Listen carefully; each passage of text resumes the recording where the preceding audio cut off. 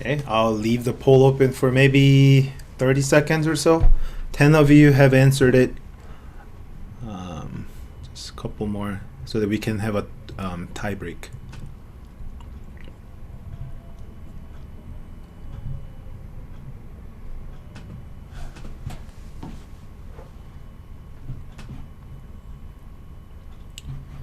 Okay, so the winner was something else. So I'll definitely have to make some time for Q&A at the end. In terms of the content that I've prepared for you, it's pretty short. The presentation should not take that long. So I'll devote the rest of my hour just answering questions that you guys may have. After day 2 of summer camp, I ended up with about 85 emails in my email inbox, and majority of them were basically about the same thing. So I wanted to kind of have an opportunity, although it was announced earlier today, and of course I'm gonna offer the same session on Thursday. I just wanted to have an opportunity to connect with our parents and our students. I see some of our teachers here too. So just to come together as a community to ask questions, share compliments, feedback. Just want to make sure that you guys have the best summer camp experience moving forward. So we'll talk about 5 things today. First one is, of course, the daily COVID survey. A lot of you had questions about how it didn't have a dedicated submit button. I apologize for that. However, it's how Jupiter Ed is made, and I cannot add a submit button. But once you answer questions, so there's only 5 questions, yes or no questions, and when you're ready to send it, you can press any buttons, any other buttons. Sometimes I think it says messages, but press any other button to just have it submit automatically. There's, again, sorry that there's no dedicated submit button or no confirmation message saying that you've successfully submitted your survey, but it is designed so that once you move away from that screen, other than Xing out of it, it submits it automatically. So that's the first thing with daily COVID survey. And I'm just quickly checking.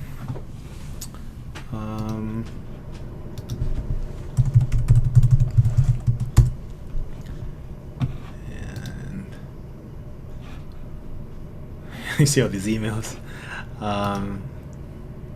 forums. So yeah, less people responded today, probably because they realize online students don't have to complete this survey. But I can tell who, at the bottom it says who said what. So we're gonna start enforcing this very soon. We're gonna have to look through it, and if you didn't submit a copy of the survey, we're gonna have to actually call you to pick up your students from our campus. So safety is our #1 priority, over anything else, and this is directly related to their health and well-being. So please, fill out the daily COVID survey through Jupiter Ed. And if you have multiple kids, you can just fill out one student, and then there's a comment section at the bottom where you can indicate so and so, who's the sibling, also has no symptoms or anything to kind of let us be informed of your current status. If you've traveled internationally, you're gonna have to submit a negative COVID test result with no more than 72 hours of timestamp. So if you plan to travel internationally, that's what you have to do. You probably have to do that to get on the plane, but when you come back, before you come back to campus, please do the same thing. Submit your negative test result no more than 72 hours before the day you intend to come back on campus. I have a question here from Kate. Do we submit this morning before the student goes to the building or the night before? So, excellent question. So, a new survey will be emailed to you at 1 a.m. It auto generates for that upcoming morning before you bring the students to school. So, um, the one that's going to be sent out at 1 a.m. in 7 or 8 hours from now, it's for Wednesday, that same day. So 72 hours, I think, allows PCR results to come out internationally, but it's 2 to 3 days is what I heard last time because I recently helped a student to get on plane and I had to get rapid because it wasn't guaranteed. They say 2 to 3 days, but who knows, right? So the rapid test is available, I think, in just a couple hours. In some places, I think in 15 minutes. And the price difference between rapid versus non-rapid was about $20. But again, this only applies to international travelers. Yeah, we will accept either. I think rapid is still rapid PCR. I'm not an expert, but it's the same type, but one just comes out sooner. But thank you. Thank you for asking that question. All right, so let's get to the next point on Jupiter Ed. Oh, yeah. So deliver to your Jupiter Ed account every morning. This is for in-person students, and it must be completed for vaccinated students. So our infamous Jupiter Ed. Most of you are familiar with Blackboard from public schools or even in college. We use something a little bit lighter called Jupiter Ed. And I would say about 90% of the email requests that I've been getting saying, I don't have invitation to Jupiter Ed, stems from our parents supplying us with either a wrong email address or another email address that your student uses rather than the one that you provided to us. So say Jody just asked a question. So let's say Damien has an email address that he checks every day. But if that's different from what you've supplied us with, he, of course, will come to me and say, Mr. James, I don't have an invitation to Jupiter Ed. So this is one of the reasons why we've been asking our parents to provide us with a student email rather than the parent email, because Jupiter Ed allows our parents to have a certain role in terms of like checking their grades, checking homework assignments.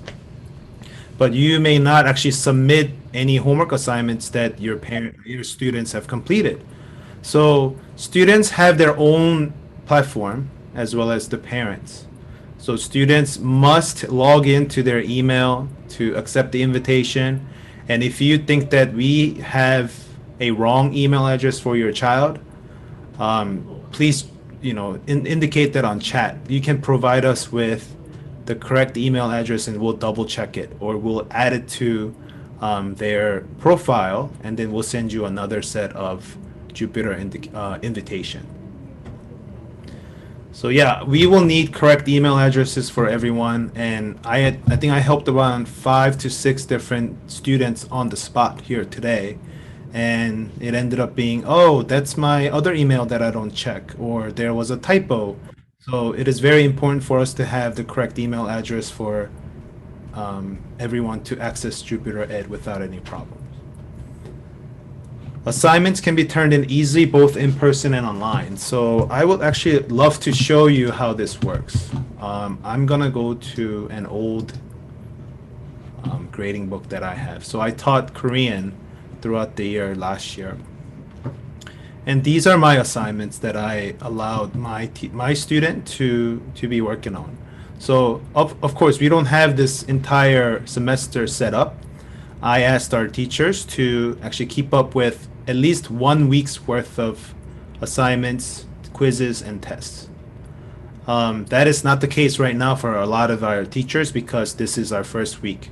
But by the end of this week on Friday, I am expecting our teachers to have some sort of feedback from this week, and all the assignments and tests planned out for next week.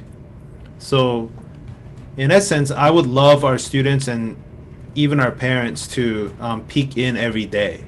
Of course, students will always be curious of their report cards or their grades, but let me just show you how our online students can easily submit their homework. So one of my entries was chapter 1 homework from Korean 4 textbook.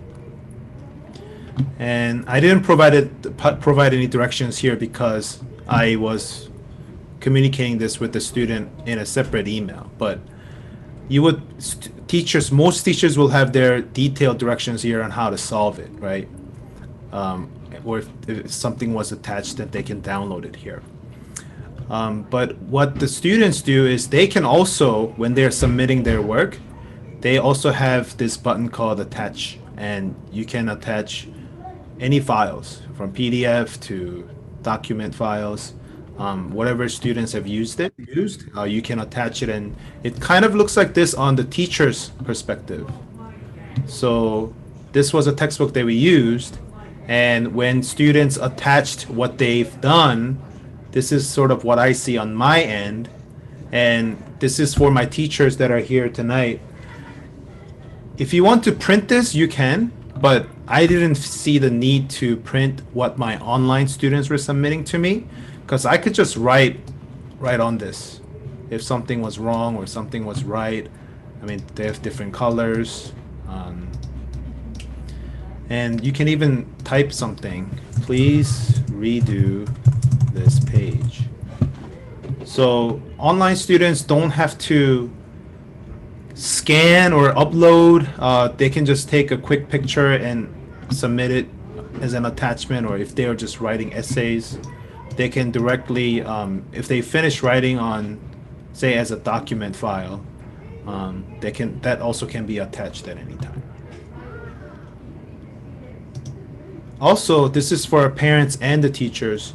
If you put something on comment, so let's say I said, "Oh, Woojin, please take a look at my corrections on each page. Great job overall." This is visible to the students, but also to the parents. And this is for my teachers. Don't be shy to put stickers on it. Kids love it. Of course, I'm gonna leave that up to you, but I think the students will really appreciate how they're doing in class, not just with numbers, but how you think that they're doing in the comment side. So I'm looking back on chat. So to clarify, in-person students do not have to submit online. Correct. So this particular week, the first week of school, the students as well as the teachers are learning the system, right? So we have our volunteers. Actually, we have something called volunteer print form, I think, where if the teachers indicate which page numbers they want to be copied and how many copies, so let's say they want pages 3 and 4 for 18 copies, then our volunteers not overnight, but during the evening, after hours, will have that ready to be distributed in class. And our teachers will start to use that more often than, I mean, everyone's just getting used to how to turn on Zoom, how to connect it on TV, because as you guys know, we have big screens on every single classroom. Day number 2 went much better than day 1. So I logged about 6 miles going back and forth between 2 levels that we had yesterday. Today is only 2 miles. So I think it's flowing more smoothly. I know we have more improvements to make, but please be patient with us throughout the week so that we can have this system. I mean, we already have the system. It's just that we have to lead our students and the teachers to see what is more efficient for them.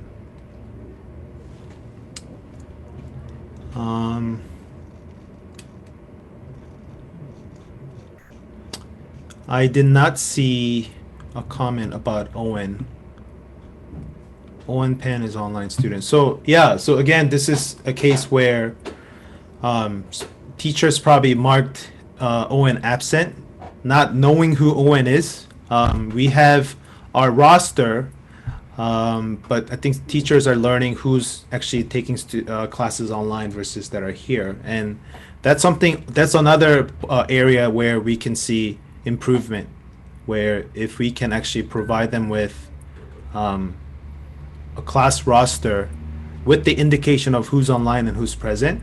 I honestly thought that that was not needed because they have their Zoom open in front of them, so that they can kind of see and do their roll call that way. But again, if that's something that our teachers are wanting, I am more than happy to make it and distribute it so that they're not marked as absent. Jupyter is programmed so that whenever somebody is tardy or absent, all right, let me, yeah. So Jupyter is programmed so that when somebody is tardy or absent, and when the teachers indicate that they're tardy or absent, an email is sent right away to the parents, and it doesn't give you an update of, oh, it's been fixed to present, but it gives you like a last sentence of the email says, if the teacher has updated the status of the student from absent to present, or if they were mismarked as absent, it might have already been fixed. But if you would like to actually check whether they were fixed or not, you can log in as a parent. So let's actually, since we're talking about Owen, let's go to Owen. Back to admin mode. Summer Owen.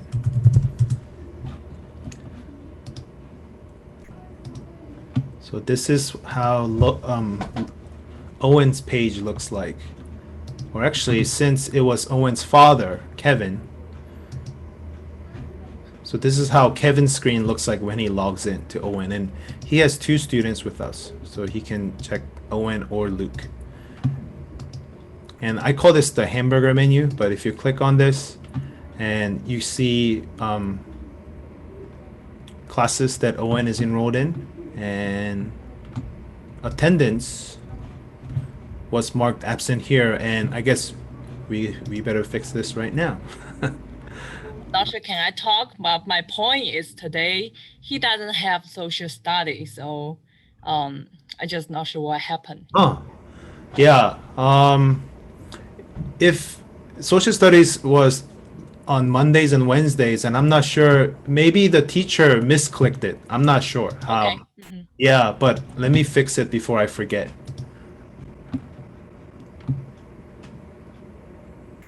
Sure, it's not a big issue. That's why I try to privately send a message. I No, but already broadcast, so I need to jump out. yeah. So I think what happened was if you press it too many times, it could easily be from present to absent. But they can also press this and But I'll talk to the teacher. But I would love. I just wanted to show how it looks like on your end, so that next time when you think that the boys were marked wrongly, then you can also check to see if we fixed it or not.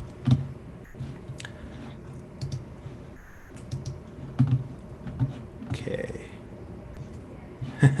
Yeah, but the boys are doing well, so. All right. So, long story short, if your student or yourself has trouble accessing Jupyter Ed, chances are we probably have a wrong email address instead of what you normally use. So please provide us with the right one. We would love to stay in touch with you, and the best way to do it is to have your right email address. So. Okay.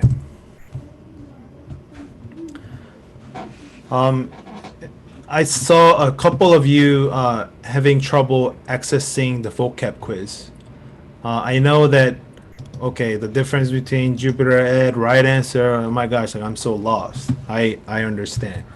But actually it's way less than a typical school provides you with.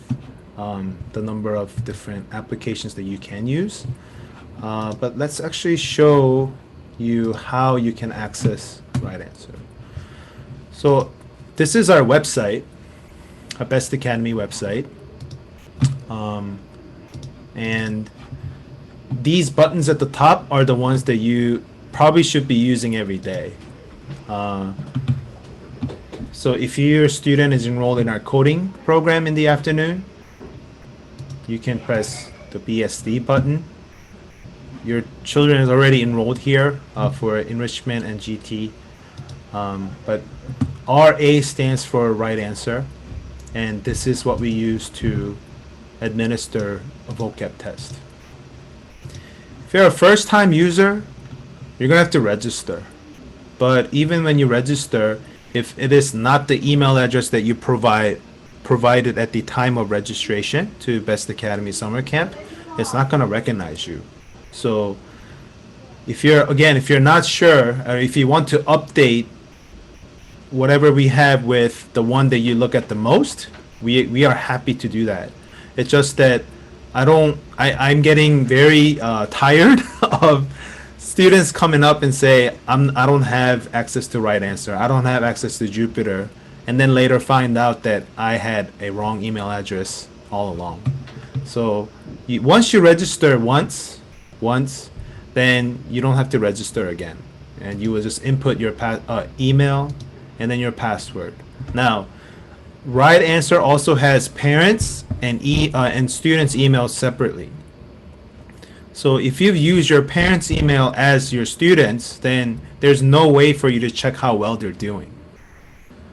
But students can still take their vocab test using your email address. So I think, in my opinion, it's better to have students' own email as well as the parents, so that parents can check how the kids are doing, and then students can continue to take their vocab quiz at the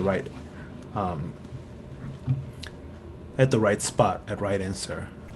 I also had a question from a student saying, I studied the wrong list. So every Friday, Mrs. Kim, our wonderful front desk lady, she sends out your weekly vocab list, and she names each of those PDF files to correspond with the testing date. So in that case where I was approached by the student, he studied for a file that reads 0614, but today is 0615. So I advised that, hey, make sure that you're checking out the name of the files that you're looking at, and you study the right set of vocab so that your time and effort is not wasted. So tomorrow we'll be going June 16th, so 0616 is what you should be studying tonight or after school tomorrow, so that you can take your test between 3 to 11 p.m. Once you start the timer, you can't stop the timer. So we have SAT and TJ students having 20 minutes to complete their vocab test, and our enrichment and GT students have 30 minutes to take their test. Again, once you start the timer, you can't stop it. So make sure you're completely prepared before you start your quiz. Any questions so far about Jupyter and right answer?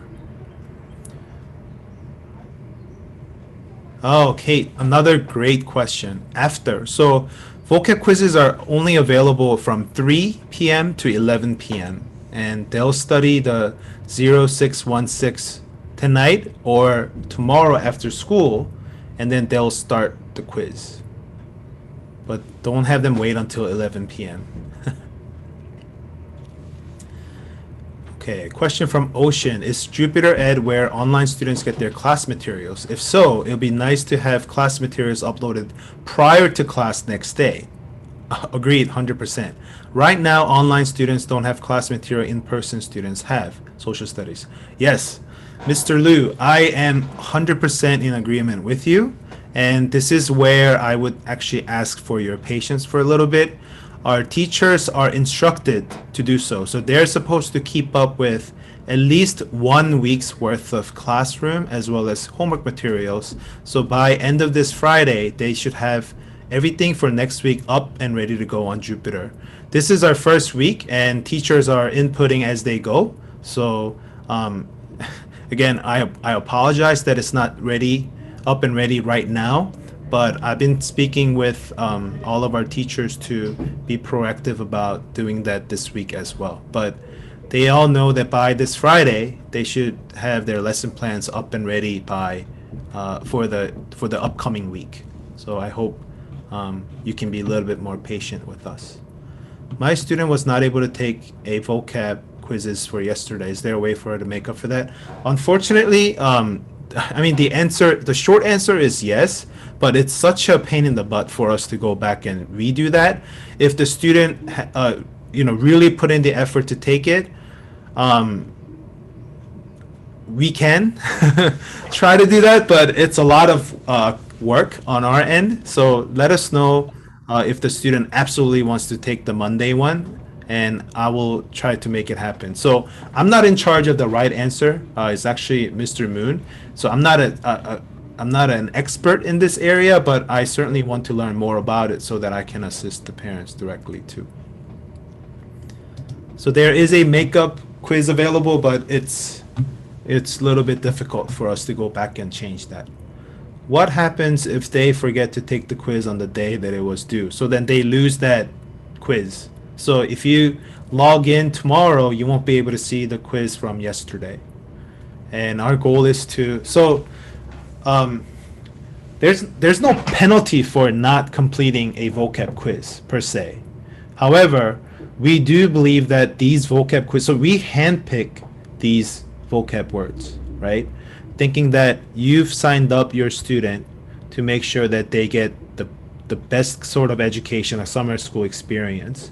And you might be thinking memorizing vocab words are not really useful, but we've seen the huge difference between students' reading and writing abilities. And I don't know how many words that they'll be able to retain by the end of summer, but let's say they are able to retain at least one word from the daily vocab quiz, and by the summer they'll be having 40 new vocab words in their vocabulary bank. So students that are reading and writing a lot also are able to sprinkle in the vocab words that we're seeing in our quizzes. So I definitely encourage everyone to keep up with the vocab quiz, and it'll really pay off later. Another question from Kate. How would we go about or contact if they missed it? So I actually shared Mr. Moon's email address, but being on the first week of classes, I was, again, 75 emails deep at the end of today. We'll try to get to it as soon as possible. But his email address is samuelmoon@mybestacademy.com. So if you misplaced your password, or we have to reset it, having issues with the login, you probably have to register before you can log in, and then make sure that you give us correct email addresses for students and for parents so that we can continuously offer our vocab quizzes. New list sent each Friday, and enrichment, so 1st through 8th grade enrichment and 3rd through 6th grade GT program has vocab quizzes Monday through Thursday, and our big boys and girls, TJ and SAT students, have it from Monday through Friday. So when Mrs. Kim sends her daily vocab quiz list for the following week, this Friday, you will see 4 files for enrichment and GT and 5 PDF files for TJ and SAT. Again, it was flexible. It is offered, flexible, but it's timed. So anytime between 3 p.m. and 11 p.m., 30 minutes you have 30 minutes to complete your vocab test if you're enrichment and GT, and 20 minutes if you're TJ and SAT. Another thing that I wanted to address was book reading. So we had reading classes for our enrichment students. So 1st through 8th grade enrichment students must bring their own books to school. I think a couple of students actually didn't have any books. So we lend we were able to kind of bring some books from our library and we gave it to the students. But we actually, when we tested your student for placement test, that was the reason why we went through and tested every single student before summer school, is to make sure that we give you the Lexile level that the students are in, so that they can check out books from the library, or they can even buy books. So every Tuesdays and Thursdays, our enrichment students have a dedicated reading time. It's a class, and please help us, parents, by checking out a few books from the library according to their Lexile level.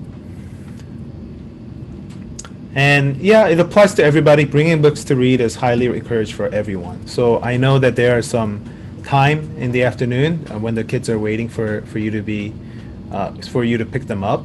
I saw a student reading his book while he was waiting to be picked up, and I thought everyone should be doing it.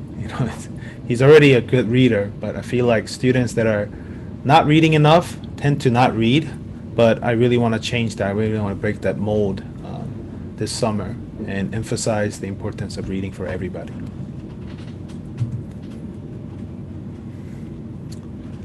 Okay, regarding the reading class for the second graders, is this supposed to be an hour and a half or self-guided reading? Can this be modified to include reading out loud or performing some type of guided reading instead of self-reading? So Mr. Lim, that's $1 million question for us. We really wish, so it's actually easier for GT students to kind of be in the same boat, because GT students are all grouped based on their testing results. So from rising third grade, right? Our first and second graders are the hardest group to manage in terms of their academic level, because some of you come in with a very well-prepared students, where other students they're not always necessarily up to that level. So not everyone has the same type of reading Lexile level. And if you were to pick just one book and read it together, and if that's the consensus for all the second grade parents, I have no trouble doing that. It's just that I think some students may find that very boring.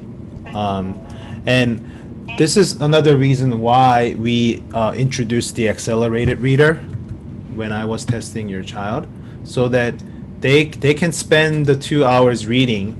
And so you would click on our E button, and let me just pick on Mark. So when they come back and say, Dad or Mom, I finished reading this book that you got me this week. And hopefully at home, they can take this accelerated reader test. So let's say Mark read Lion, Witch, and the Wardrobe. And you don't necessarily have to know the books, but they can take this quiz to know how well they actually understood the book. And they actually have a vocabulary practice too. Not every book, but some books offer that too. Is it possible for the first graders to have a few minutes break between classes? Yes, so they actually have 2 breaks. One that's in the middle of the class, and of course another one at the end. But if you need more than 2, students actually have a hall pass where they can use, and we have people, volunteers and our admin staff always in the hallway to escort the students if needed. Can you send out a survey to get parents' option on that? Yeah, so Mr. Lim, I would actually take up on the challenge, and I'll reach out. It's very easily done on Jupyter. I can just reach out to, new message, second grade. And then I'll do that right after our session is over.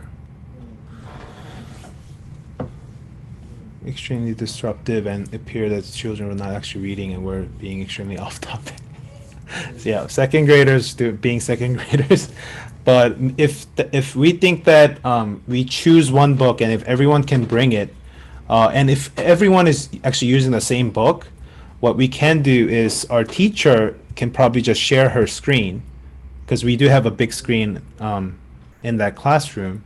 So even if the student didn't bring a physical book, they can still read it together as class.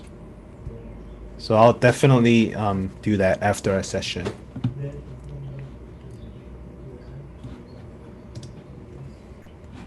So that was it in terms of what I prepared for this evening. But I would welcome any questions, feedback.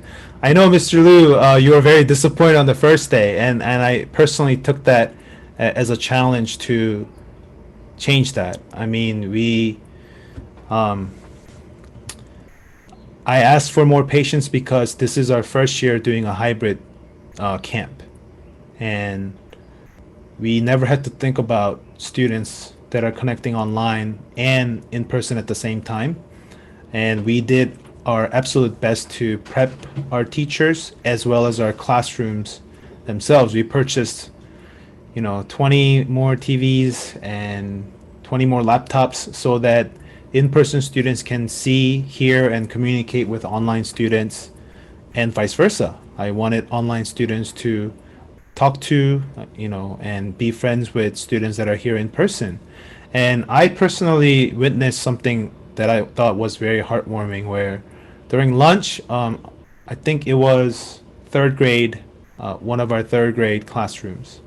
I saw that students that were eating in class was looking at the camera and talking to someone at home, and they were eating together because the student at home had to eat by himself. So, stuff like that is something that I was imagining, and I really wanted more of those interactions to happen so that virtual students don't feel like they're left out.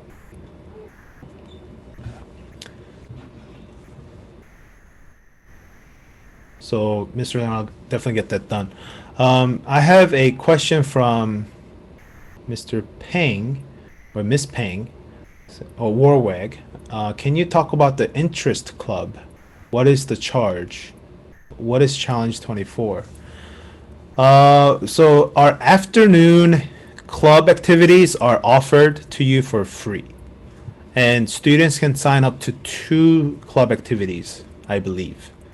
So free of charge. And Challenge 24 is a very fun math game where you're given 4 numbers to add, subtract, or multiply however you want to make it 24. And whoever makes a 24, so let's say the 4 numbers were 5, 4, 3, and 6. They have to play with those 4 numbers to get to 24. Whether they add, multiply, divide, that's all up to them. So it's actually a very addicting, fun math game. What time does the class end? I was told it ends at 3, and my kids were saying it was 2:40. Could you please confirm that? Yes. It was 2:55 on the first day, and we actually changed to 2:40 today because the line for Kiss and Ride in the afternoon was dangerously long. So we made some changes so that we have more balanced amount of students on the either side of the building. And I think 2:40 worked really well. So moving forward, unless everyone practices it so well so that we have so much free time, maybe we can move it back to 2:45. But honestly, I think having this extra time to have the students come downstairs or stay upstairs, lined up, ready to go, so that when you come with your car, we can dismiss them right away. I think it worked much, much better today compared to yesterday. So right now, I confirm that the dismissal time begins from 2:40. And if there are any changes, we'll definitely let everybody know. Thank you for making the effort to make this a great program. If possible, I think your presence can make a huge difference. If you or another administrator could check in every 30 minutes or so, the teacher next door had to intervene due to the amount of noise the class was making. Yeah, Mr. Lim, I was actually there when the teacher from next door had to come in to address the noise. And again, this is our teachers trying to kind of gauge how much of space that they can give to the students. And we're always surprised every year by how quickly our students warm up to each other as well as their teachers. And especially this year, I strongly, strongly believe this. Last year, everyone was online, right? And then the level of friendship was just not there. And a lot of our students are returning students and they've missed their friends. And they're seeing each other for the first time in 2, 3 years. And I can see the excitement in their eyes. I know they're all masked and I can only see their eyes, but the amount of interaction between the kids in terms of in person, and I'm hoping that the online students can also feel that too, is huge. So in a social aspect, I really think that I'm so happy that we were able to offer our program on a limited basis to in-person students, and we will continuously work with our teachers to let them know that hey, my kids are really excited to see each other, but we need to have some learning happening. And again, this is our second day, and it'll only get better from here on out. Because last year, when everything was online, I think it took us about a good week to get settled and help them to start thinking about making friends and things like that. But it was just really difficult. But today, I really saw that students were excited to come back and reconnect with their friends. So we'll definitely keep an eye out on the level of noise, and we will try to get them behave on their best behavior at all times.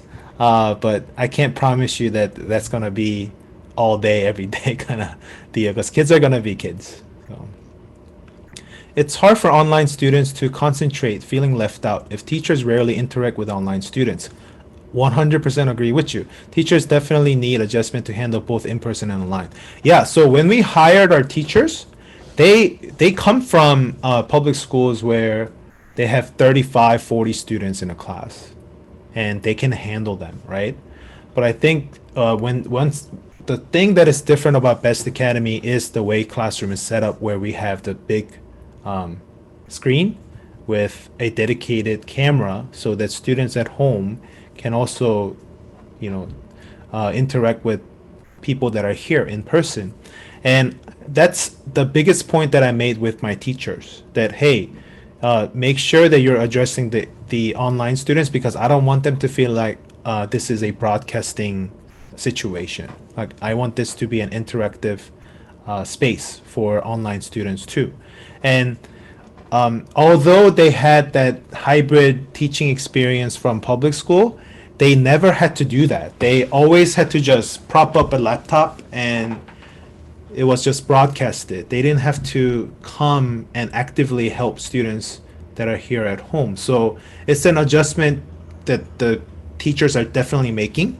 And we have periodically we meet with all of our teachers, and that's something that I'll continuously remind them of. So again, Mr. Liu, that's something that you pointed out to us earlier, but it is day 2, and I believe day 3 is going to be much better than day 2.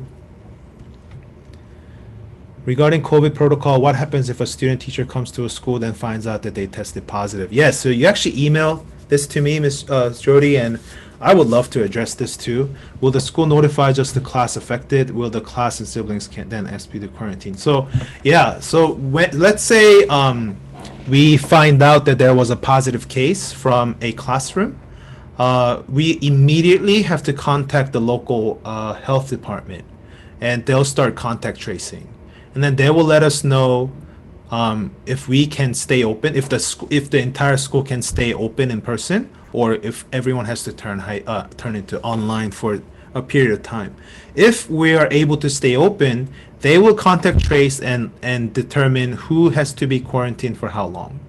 But generally speaking, if your student tested positive, then we need to have a doctor's note before you come back to school on campus. And trust us. I mean, our building is much smaller than the public schools building, so we try our absolute best to keep it clean and sanitized throughout the whole day. One of the reasons why I am not usually at my desk checking emails, because most of you are probably used to me getting back to you within 24 hours, but I haven't gotten back to you in a couple of days because I'm usually running around the school making sure the students are wearing their mask, teachers are wearing their mask, and until everyone gets comfortable and it becomes a system where no one has to think about what they need to do in terms of making things clean and keeping it clean. I just have to be that annoying reminder saying, hey, did you guys do this? Hey, did you guys do that? So I am praying and hoping that we get zero positive cases. But if that's the case, then we have to contact the local health department and we will have to follow their directions. And I really sincerely hope that we don't have to close down the entire school. But it is definitely possible because our school is, space-wise, is just a lot smaller compared to like a big public school setting.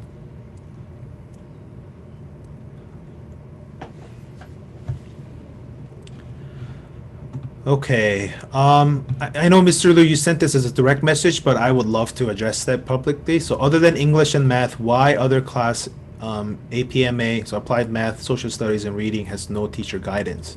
Self-study alone, that's a lot of self-study time. Actually, no. So they are given guidelines and again, I think our teachers are also getting used to this entire system that we have. A lot of them are new and some of them are returning, so there might be some, and we tend to have our core classes always being taught by the same teacher, so you may see some discrepancies between how well prepared they might look if they're teaching English or math versus the other classes like social studies or science or even like applied math. But applied math comes directly from our math curriculum too, and we would actually like to focus on word problems way more than others.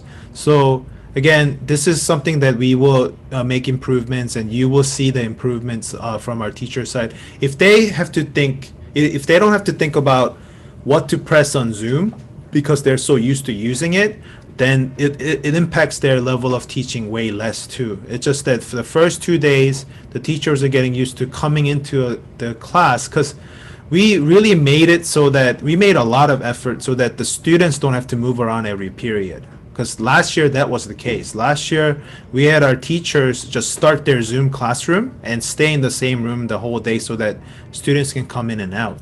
But this year we wanted to make sure that especially the younger students, for them, we wanted them to stay in the same classroom so that the teachers can come in and out. And I think as soon as the teachers are getting more comfortable with hooking up their computer, making sure that the students from home can hear you and can also participate, like it'll all get better. I'm here as well as other staff members to make sure that we're running around, making sure that if there's like Zoom issues, like we try to address it right away. So no, there should not be a lot of self-study time. That's not how our summer school is constructed, and our teachers will definitely improve as we move forward. And again, by this Friday, they should have a more comprehensive plan for the following week. Can I ask why our students had to be hybrid this summer? Were you not able to split the classes where online students are grouped with online students and in-person students were grouped with only in-person to prevent more workload on teachers and having online students feeling left out? Very, very good question. So this was an executive decision by our principal, and I honestly have to say that we don't have the capital. We don't have the tools. We don't have the staff members to run two camps simultaneously. We would have to hire two sets of teachers. We would have to have two sets of administrators to make sure that things are being addressed. And maybe this was, I think it is a well thought out plan. And I think by the end of, looking back after week 8, Miss Hyun, when you look back, I sincerely hope that you think that, okay, like we had a rocky start, but at the end, I think it was all worth it. So that's the effort that we're making to try to get to that point. I really don't want our online students to feel left out, and our teachers, I think, will be better at addressing them too, as they feel more comfortable with, Zoom and what to press, when to mute, when to unmute, and things like that.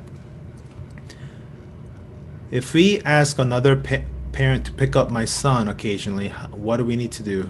Call you beforehand? Yeah, so because our kiss and ride is split into two sections, best to call us ahead so that we can coordinate it. So today, because yesterday we had a long line of parents waiting to pick up their students from one side but not the other, we made it so that the siblings or the carpool people were coordinated so that they came down to the less busy kiss and ride with their older siblings or older cousins so that they can all be picked up at the same kiss and ride location.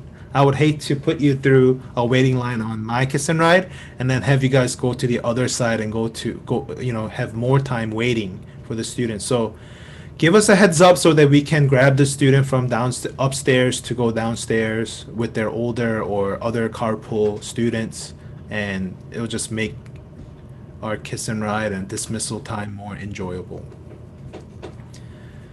Please have the teachers share their experience with each other because there definitely was a difference in how effective each teacher was. Agreed. Specifically, some newer teachers gave work out and just asked the kids to complete the homework without any guidance. Young children cannot complete the work without guidance. Yeah, Mr. Lim, you're preaching to the choir here.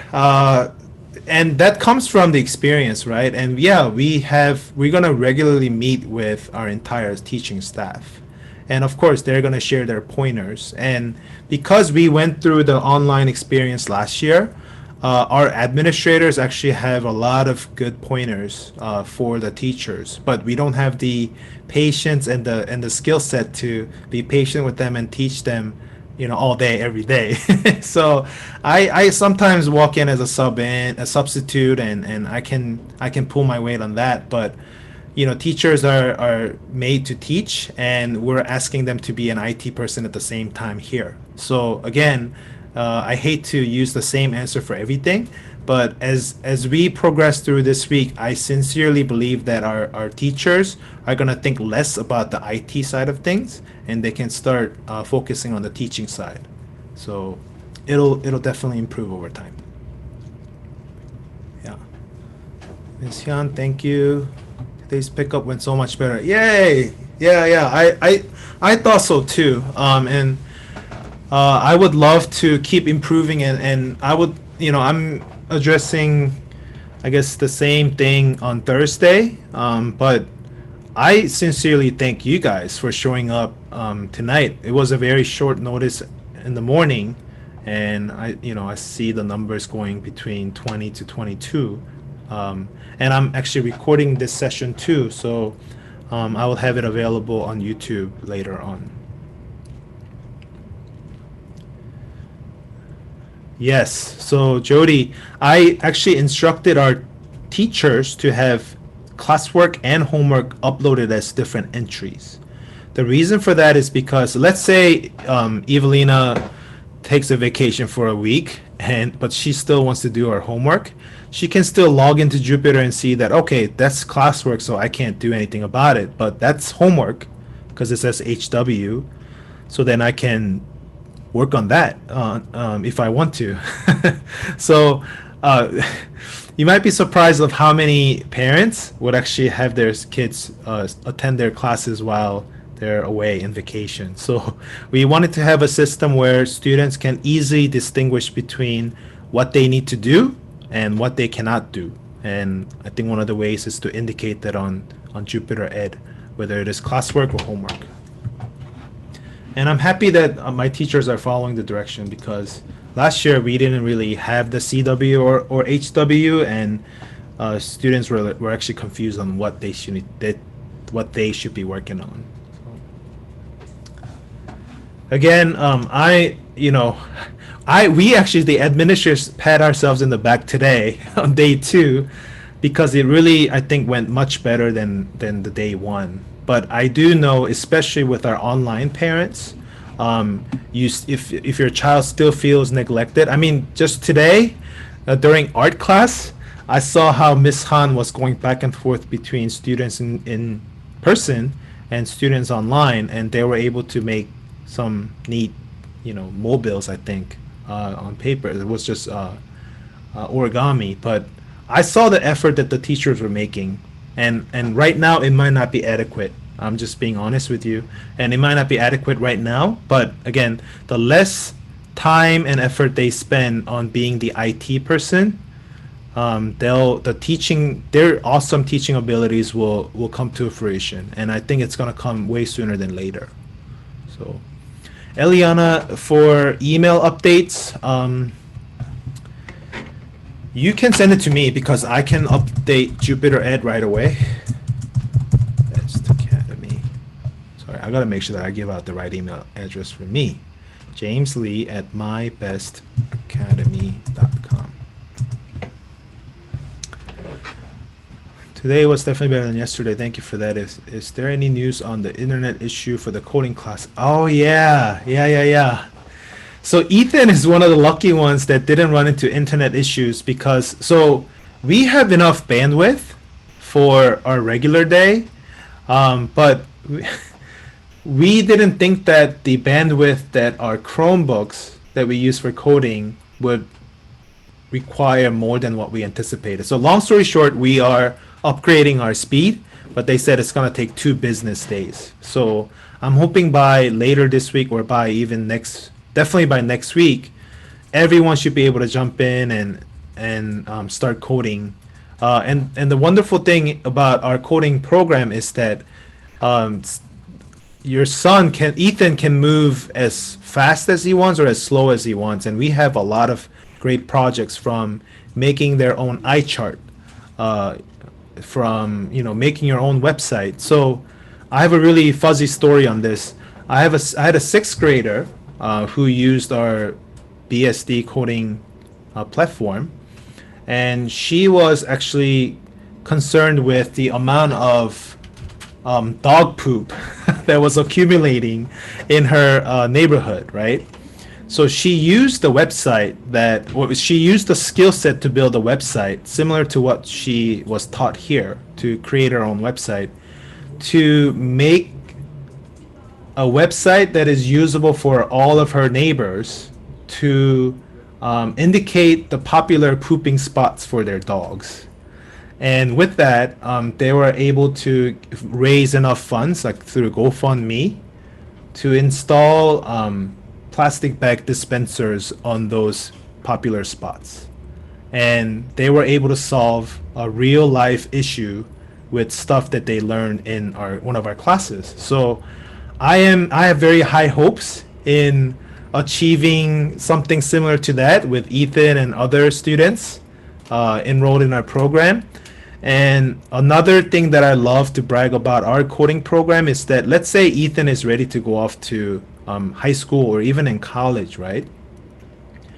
And TJ, wherever, right? And if there is a way for him to submit his online portfolio, so we call this student portfolio, but if there is a way for them to showcase the coding stuff that they've done as young children, we just have one link that never disappears for Ethan to share on that application, whether it's college or TJ, to kind of showcase, hey, as a 3rd grader, this is what I made. And that portfolio is sort of like your resume that you can showcase. And even for parents too, we have a QR code. It's too complicated to show you now here, but once Ethan has completed his project, there is a QR code or a link that he can share with you so that you can kind of check out what Ethan made on our platform. So it's going to be a really fun coding program. It's just that we didn't anticipate the amount of stress that it's going to put on our servers, which is being fixed now. And 2, the students not knowing how to log in. I mean, we share something called quick login code, and our teachers are trying to figure out how to show that effectively so that more kids can log in quickly at the same time. It's all being worked out. So again, it's just day 2, and I think we're gonna start humming by next week, if not later this week. I really am hopeful that, based on the amount of improvements we made from day 1 to day 2, I remain hopeful that we'll do a great job sooner than later.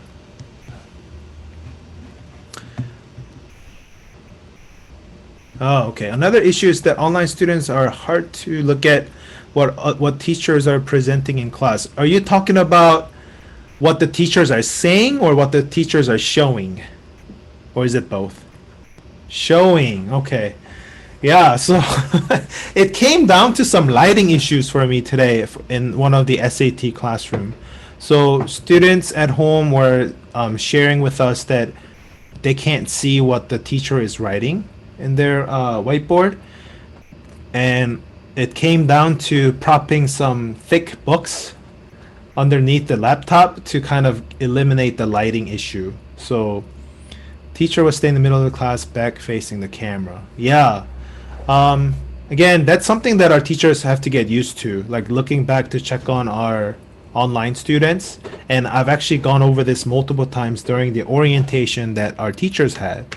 And I'll bring it up again. I think they need reminders, and again, for our administrators that are walking around, making their rounds. We will just have to be more mindful of reminding our teachers to, hey, just make sure that they're not feeling left out. You can just look at the big TV because it has the students logged in and their cameras running. So you don't even have to you don't have to rush back to your laptop that is showing the whiteboard, but you can simply turn around and say, do you guys have any questions? And I start to see that some of our teachers are also able to check chat functions while they're teaching, and they're much better at multitasking than myself, I tell you that. But some teachers are not able to do that because they're getting used to checking chat periodically, and I actually challenged our online students to say, hey, it's so easy to type away your question, but you're not gonna have that options available when you go back to school. So practice speaking up in class. Raise your hand, be called upon, and articulate what you want to say using your voice. And I encourage that to our students, not just because it's easier for the teachers, but I think it'll pay off later, especially for myself too. When I was in college, class participation was 35% of my grade for one of my business classes. So I think the college is definitely moving towards students participating and leading the discussion rather than just sitting and listening to the teachers. So again, it's a group effort. We're gonna try to make it so that they don't feel left out, and at the same time, online students are welcome to come off mute, say, I have questions too. But I'll definitely talk with my teachers so that they can be a little bit more mindful of that. Thank you for the responses and all of the information you have provided. I understand that this is a work in progress. Yes, Mr. Lim, thank you. Thank you for that encouragement, because I believe that when we hire all of our group of teachers, they are really, really good group of teachers. A lot of them, actually, one of my SAT teachers, Miss Diamond, was my English teacher too. So I landed I came to the U.S. when I was 12, and Best Academy was my first school experience in America, right? So before I started school in fall, I came to Best Academy, and Miss Diamond was my English teacher, right? And she taught for 25 years, and then last year when we went 100% virtual, she retired. But this year she unretired. She came out of her retirement so that she can teach again. And our group of teachers are amazing. Like, they are so dedicated, and right now they're playing more of an IT person rather than a teaching person or teacher, their original role.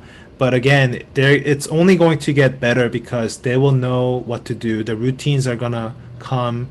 They'll have their own system of making sure that they're involving both in-person and online students.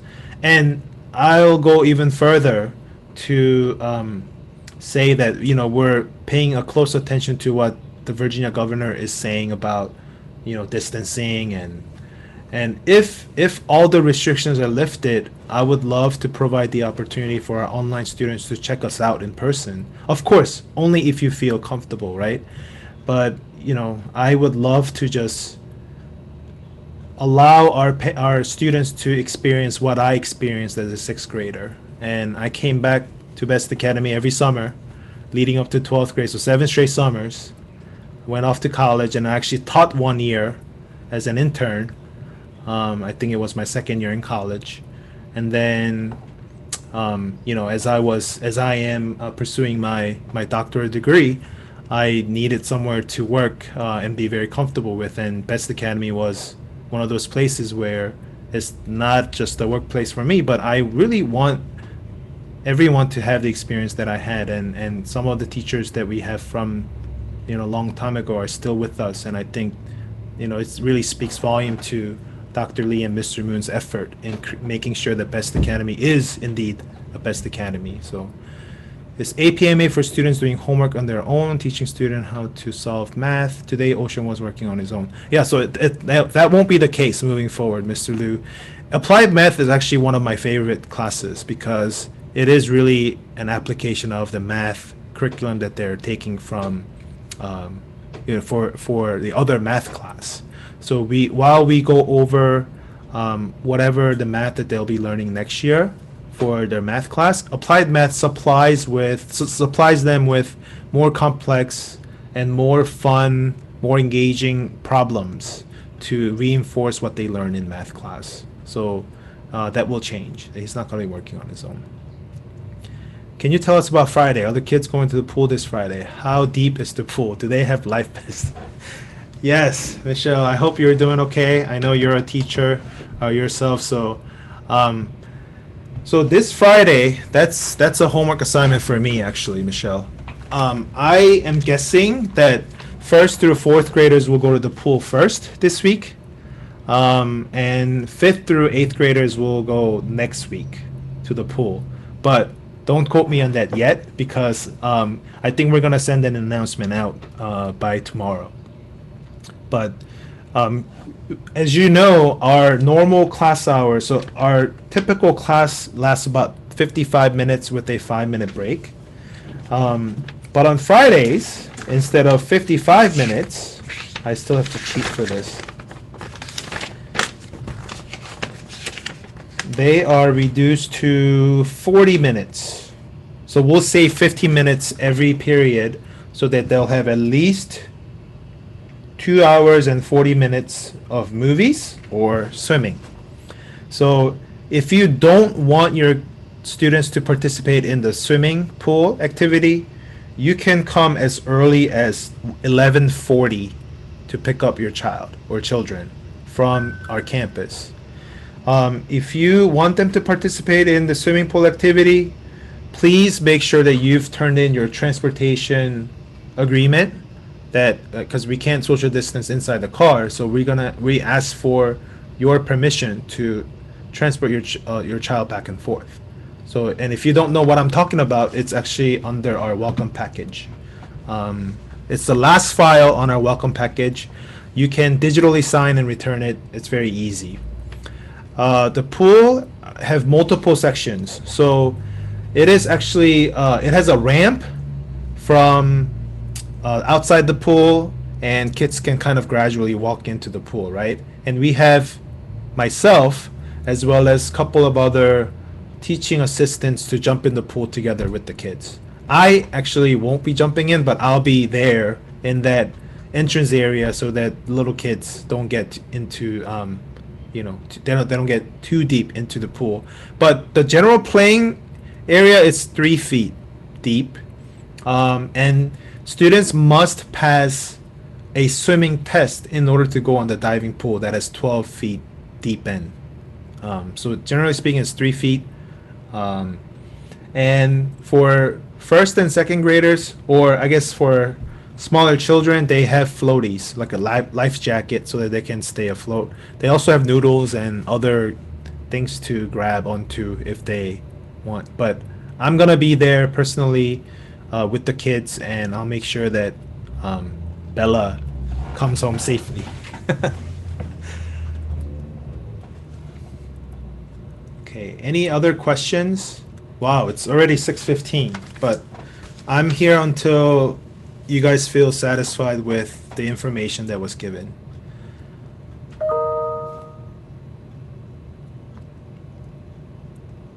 And I really want to recognize and thank our teachers that are here.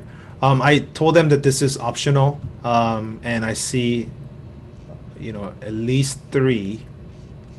I just quickly glanced through it. Oh, with the admin staff, Miss Mary is four. Counting myself is five. We want to be there. We want to be here so that we can answer your questions. And of course, like our teachers didn't have to be here, but they're here. And I thank you for coming on board. And I hope this was a useful session. But parents, you don't have to go through me to talk to our teachers. And that's the beauty of Jupiter Ed. And I'll just show you this and we can call it a night. But who can I pick on now? Let me pick on Bella since she's here.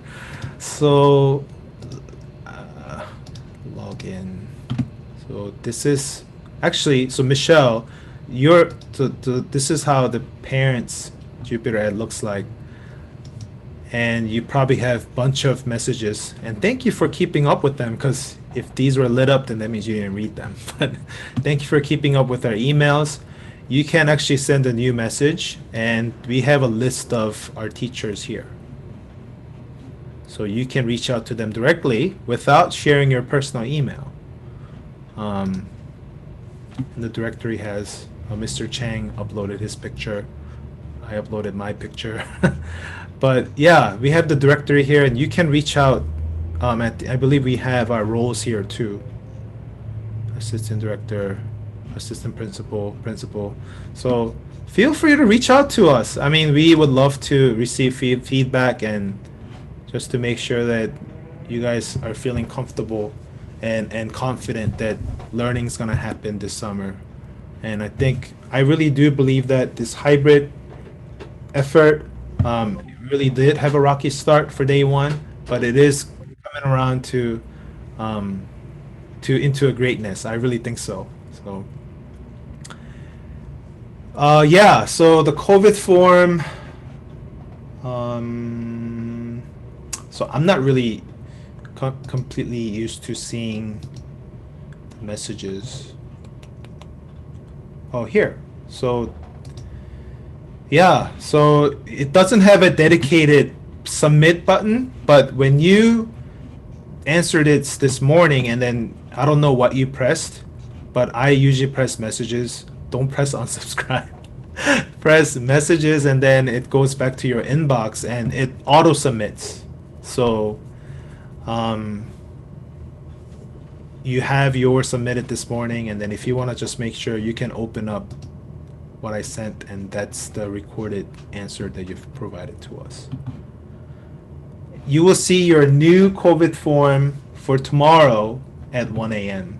But don't fill it out at 1 a.m. Fill it out tomorrow morning before you bring Bella to school. My daughters have not received textbooks in grades 2 and 4. Do they have textbooks in those grades? Yes, Andrea. This is another area that we can definitely improve next year. So there is a massive textbook shortage right now. And we were promised by our shipper, I guess, that everything will be ready by last Sunday. And here we are on Tuesday. So they will eventually receive their textbook, and I'm really hoping that it'll happen this week. Until then, I asked our teachers to kind of provide those pages for our online as well as in-person students.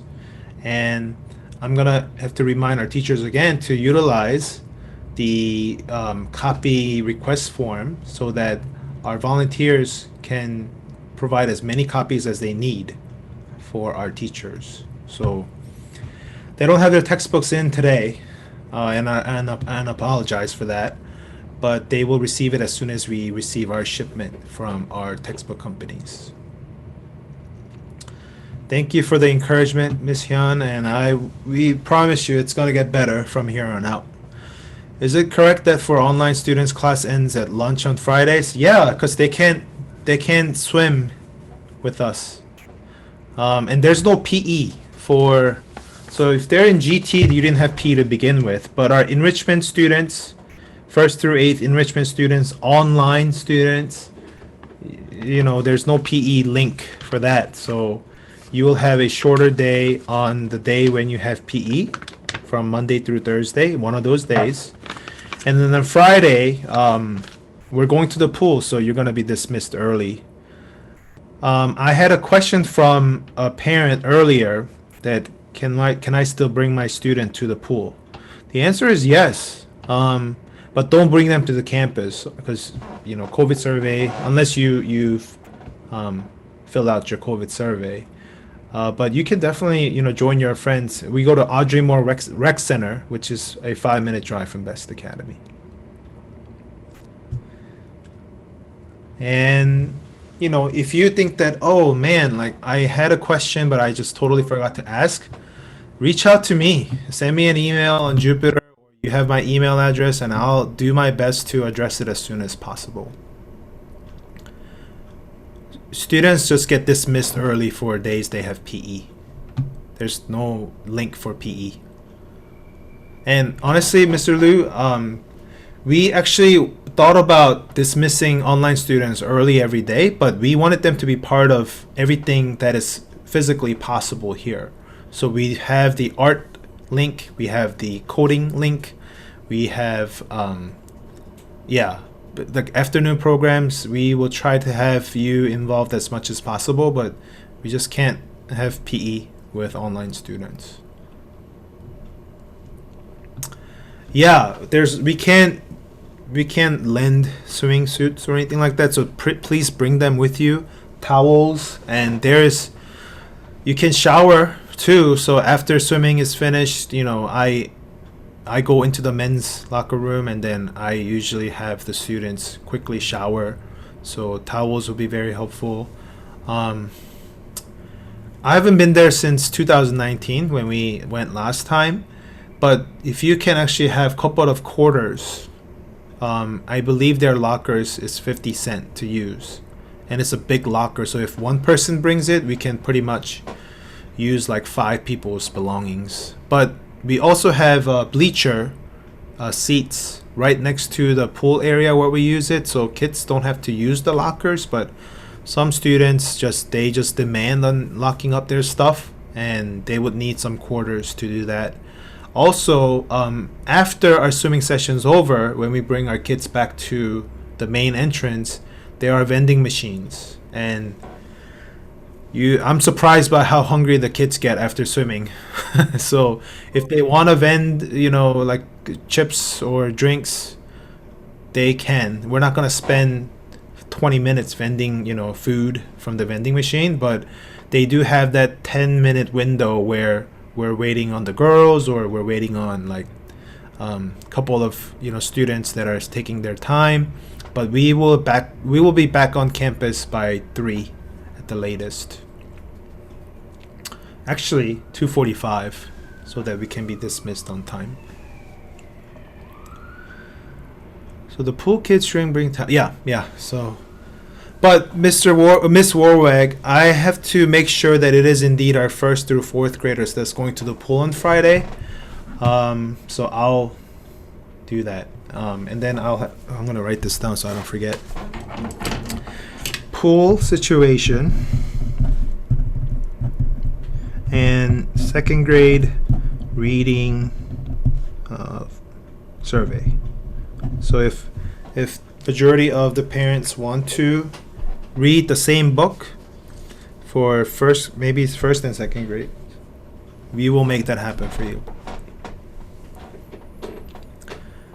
I just got a question from a parent about workbook textbooks. I'm teaching math for grades 1 through 4. And 1st through 2nd grade have workbooks. Are they allowed to write in them? Yeah. So Miss Kimberly is one of our teachers, and I really thank you for sticking around. They cannot write on their textbooks, so we need our math textbooks at the end of summer. But the workbooks are all theirs to keep, so you can write as many things as you want in their workbook. and it's for you to keep. So we will try to cover as much materials as possible in the workbook, but we're trying to fit in the entire year's worth of stuff in the matter of 8 weeks, right? So unfortunately, we won't be able to cover everything from cover to cover. We won't be able to teach everything from cover to cover, but we will do our absolute best to cover all the critical materials. But keep that workbook and use it throughout the year. I think it'll be a great resource for everyone.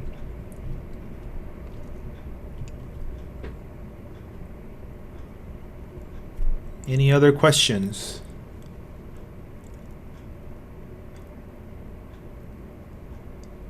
Okay, so it's 6:26. I really thank each and every one of you for sticking around. Again, this is recorded, so I will make it available by tomorrow and then send out a link to everyone.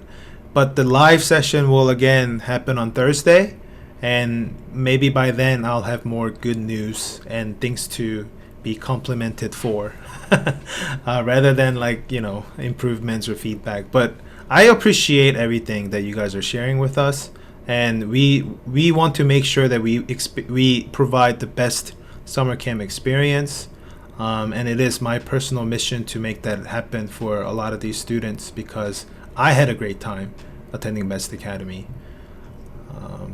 Oh, Elena, do the kids have to bring all the workbooks to school every day? No, look at their weekly schedule, and whatever they have. So they don't have social studies every day. They have Tuesdays and Thursdays, so you can bring workbooks or textbooks but the math textbook, has to stay in every day because we have math and English every day. So if they leave their books, they won't be able to do their homework. So they will have to bring their books home every day.